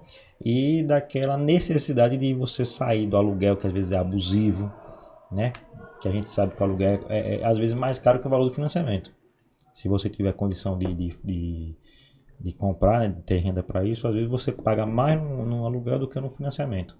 Então, assim, existe um campo ainda gigantesco para O déficit habitacional é enorme, né? enorme, E enorme, também enorme, de enorme. regularização. Mais de 50% Mais dos de imóveis, 50%. né? Esses dados estatísticos assusta, de certa forma, né? Muito. Muito. E também, assim, queira que não, muita oportunidade para quem pode regularizar isso, né? Para quem pode fazer essa regularização desses imóveis. Outra pergunta que eu vejo, assim, essencial, eu vejo que, por exemplo, em São Cristóvão, no município, né? A Grande Aracaju tem o município de São Cristóvão. Por que é tão difícil lá? Algumas construtoras sempre reclamam que constrói lá, mas demora muito sair esse habite, demora muito sair essa documentação da prefeitura. Seria problemas justamente da questão do terreno ou realmente pode existir uma morosidade desses órgãos públicos? Às vezes é a conjunção de fatores, mas nem todo município, nem toda municipalidade possui um corpo técnico adequado. E eu fui visitar um município que também era da Grande Aracaju, e você via os mapas da cidade sendo comido pelas traças. Então era para aquele setor ter o histórico da cidade. Por quê? E vai aqui também um registro. O registro imobiliário ele é criado com base na inscrição municipal. Aquela inscrição municipal que vem a cobrança do seu IPTU é o documento da certidão de nascimento do imóvel. É com base nele que será vinculado um registro de imóvel que o cartório vai criar para aquele imóvel. Então, as bases cadastrais do município. Por exemplo, você sabe que o Estatuto da Cidade prevê que para municípios com mais de 20 mil habitantes tem que ter um plano diretor, tem que ter um código de obras e tem que ter um plano de zoneamento. O que é isso? É a correta ocupação e distribuição do comércio, da indústria e das residências no solo daquele município. Então, a depender da largura da rua ou de uma avenida, você tem um número mínimo do tamanho daquele imóvel. Então, você prevê que o município estabelece um recuo, estabelece regras próprias, que é com base naquela autorização de construção, naquele habite, naquele alvará, que o cartório vai fazer a averbação ou registro do imóvel. Quando o imóvel não condiz com todos os requisitos do município, o único caminho é o uso capião. Mas os municípios têm que entender que tem que ter um corpo técnico para isso. Tem que se atualizar em todas as modernidades que estão vindo para isso, de georreferenciamento, de telemedição, via satélite, sobre tudo que a gente já tem disponível. Mas infelizmente nem todos os municípios desenvolvem para isso. Tem municípios até que estão com arrecadação de IPTU enorme, mas não desenvolveu o setor ainda da Secretaria de Obras. Tem municípios que possuem apenas um engenheiro vinculado. Pelo amor de Deus. Não vai conseguir dar conta de tudo. Verdade. E se der, provavelmente vai ter algum erro. Porque errar é humano. É humano. Quando você tem uma sobrecarga, aí pior ainda, piora tudo. E o serviço público, ele tem que ser feito com qualidade, com eficiência, até para não gerar uma dúvida em relação à qualidade daquele imóvel, se pode construir, quem pode construir, qual é o impacto ambiental disso, qual é o perfeito zoneamento daquele município.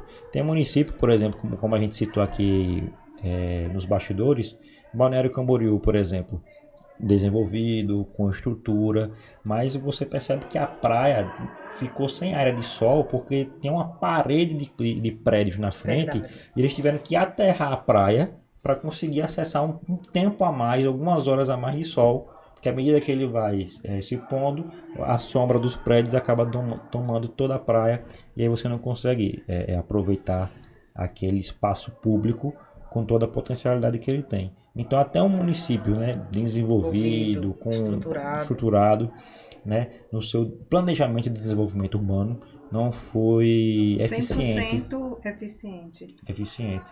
Então eles têm uma praia e não têm ao mesmo tempo. Já outros municípios até poluem a praia, né, e acaba desvalorizando tudo que ele fez de melhoria naquela localidade.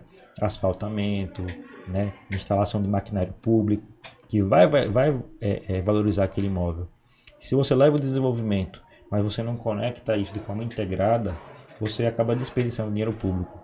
E uma das formas melhor que você tem de arrecadar dinheiro público e prestar um serviço bom para o contribuinte é você ter no setor de obras uma equipe preparada para dar assistência e suporte para todo tipo de construção, de incorporação, seja ela pessoal ou de pessoa física ou de pessoa jurídica, né, de incorporação, para que você possa auxiliar. O sistema que está sendo inclusive lançado, ele vai exigir dos municípios uma integração com a informação que está no sistema eletrônico, vinculado ao cartório. Porque não adianta você ter um cartório interligado no Brasil todo e não estar conectado com a prefeitura que vai lançar a base de dados daquele imóvel. Verdade, verdade. Então, o caso de São Cristóvão, respondendo a sua pergunta, Pronto. é um do município de Sergipe que está ficando para trás em termos de organização do desenvolvimento urbano, infelizmente. E não é uma crítica ao gestor, é apenas o que a gente ouve dos nossos clientes. É uma constatação, né? Uma constatação. É o que a gente torce. A gente quer o desenvolvimento, né? Todos os municípios aqui. Exatamente. Não é ver como crítica, mas assim, é uma constatação mesmo, porque a gente precisa entender. E o nosso consumidor final, o cliente, aqueles construtores que querem voltar a construir na região, eles precisam também ter esse apoio, né, público, para que desenvolva também o local. E o município vai ser beneficiado. Com certeza. Você com tem certeza. uma arrecadação maior, você Pois tem mais gente morando, então arrecadar a receita aumenta de todas as formas, né? O benefício é gigantesco. Doutor Yuri Melo, se a gente for ficar aqui, a gente vai ficar o restante do dia todo, né? Aqui é muito conhecimento, é vasto, a gente sabe que vão ter outros temas, a gente vai ter que trazê-lo aqui novamente, né? Hoje riquíssimo em conteúdo, em informação. Não deu para a gente finalizar todos os temas. A gente vê que tem várias perguntas aqui para sanar, ainda, muita né? coisa. Mas a gente só tem a agradecer a sua presença hoje, né? Enriqueceu o nosso podcast, enriqueceu o NewsaCast aí, enriqueceu todos os telespectadores. Com certeza muitas dúvidas foram tiradas, muitas dúvidas vão surgir, né? Que vocês se inscrevam aí, né, Lúcia? Nos comentários, para que a gente possa responder, né? Também enviar essas perguntas aí para o doutor Yuri Melo. E na medida do possível a gente vai respondendo, que a gente sabe que vai gerar dúvidas, é muito conhecimento. Aqui a gente só tem a agradecer, doutor Yuri Melo, por ter compartilhado conosco hoje tanta informação, que para a gente que é corretor aqui, tenho certeza para o telespectador final também, se ajudou bastante, né, na hora da compra do imóvel mesmo, os cuidados que precisa ter. E a gente só tem a agradecer a sua contribuição, né, gratidão mesmo. Eu vou pedir só um momento para fazer um breve break de agradecimento aos nossos patrocinadores, a House Imobiliária Digital, que esteve aqui também em nosso podcast, né? Muita gratidão por esse compromisso, por ter atendido o nosso convite no NewsaCast. Alfama Cursos, na figura de Zaqueu Jesus, né, que também tem apoiado bastante esse canal, NewsaCast, o podcast. A Fontes Correspondente Bancário, na figura de Adriana e Micael, né, que também apoia bastante esse canal, e todos, de forma direta e indireta, né, têm participado, têm contribuído, todos os convidados que já participaram por aqui, nossa gratidão. E nós temos muito a agradecer e já vi que a gente precisa convidá-lo novamente. Com certeza, Nilza, muita informação. Gerou muitas perguntas Muitas aqui, dúvidas, só para não estender, aí eu não falei muito. porque a gente tem um tempo limitado. Suas considerações finais, o que você tem a acrescentar, ou se você quer dizer algo importante aí para a sociedade sergipana e brasileira e mundial, viu? Nossos telespectadores estão em todo mundo. Acredito no potencial, principalmente no potencial nosso, sergipano. Com certeza. Inicialmente agradecer o convite, é uma honra muito grande, minha primeira vez no podcast, né? E estou satisfeito porque a gente conseguiu buscar cada um na nossa memória alguma situação de forma natural e espontânea, prática, né, para quem está ouvindo, para quem está aprendendo também, e ter sido espontâneo, né? E a satisfação maior ainda é de saber o seguinte, que ninguém tem um conhecimento absoluto. Às vezes o conhecimento prático é um, teórico, o teórico é outro, mas eles se complementam. E da mesma forma que o corretor também tem uma responsabilidade social com o seu cliente, o advogado também tem. Então, ainda que a gente não tenha uma resposta pronta para aquele caso, a gente tem que se empenhar para entregar o melhor resultado para o nosso cliente. Então, essa é a mensagem que eu deixo. Parabenizo a vocês que fazem um excelente trabalho aqui no mercado imobiliário sergipano e a todos os corretores que são comprometidos no êxito do seu cliente. Muito obrigado pelo convite, estou à disposição e só gratidão. Obrigado. Nós que agradecemos. Muito obrigada.